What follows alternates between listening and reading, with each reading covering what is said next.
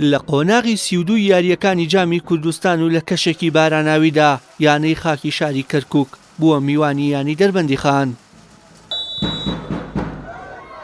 گێمی یەکەمی یاری خاک باشتر دەبینرا و چەندین هێرشی کردە سەر گۆڵی یانەی خانەخوێ تا لە خولەکی 17 یانە کەرکووکێکە گۆڵی یەکەم و پێشکەوتنی لە ڕێگەی محەممەد حەمیدەوە تۆمار کرد. ئەم گۆڵە کۆتا ئەنجامی گێمی یەکەمی یاریەکە بوو. بەو پێی نەخاک توانی ژماری جیاوازەکانی زیاد بکات نە دەربەندی خانش ئەنجامەکە یەکسان بکاتەوە. گێمی دووەمی یاری دەربەندی خان بە ئاستێکی تەواو جیاواز و هێرش بەرانە دەردەکەوت کاتێک کەرنەڤاڵی گۆڵەکانی دەست پێ کرد و سەرەتاش لە ڕێگەی زانیار حسێن لە خولەکی 50 ئەنجامەکە لە بەرژەوەندی دەربەندی خان یەکسان کرا.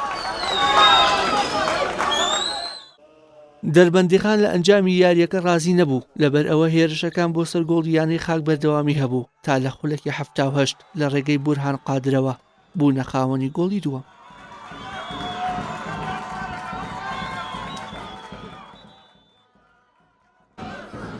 هەرزوو بە دروستبوونی لێدانێکی سزا هیوا بۆ یانەی کەرکووکیەکە گەڕایەوە بەڵام ئەنجامی لێدانەکە بێ ئەنجام بوو.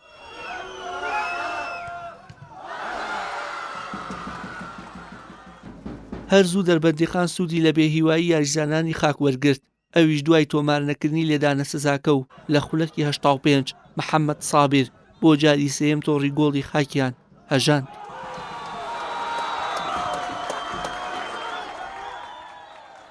خاک و دەربەندی خان لە خولەکەکانی زیادکراودا لە ڕێگەی ئیبراهیم ئاراس و بورهان قادرەوە دوو گۆڵیان بۆ یانەکانیان تۆمار کرد و ئەنجام بە 4 گۆڵ بەرامبەر بە 2 گۆڵ لە بەرژەوەندی کوڕانی دەربەندی خان بە کۆتا هات.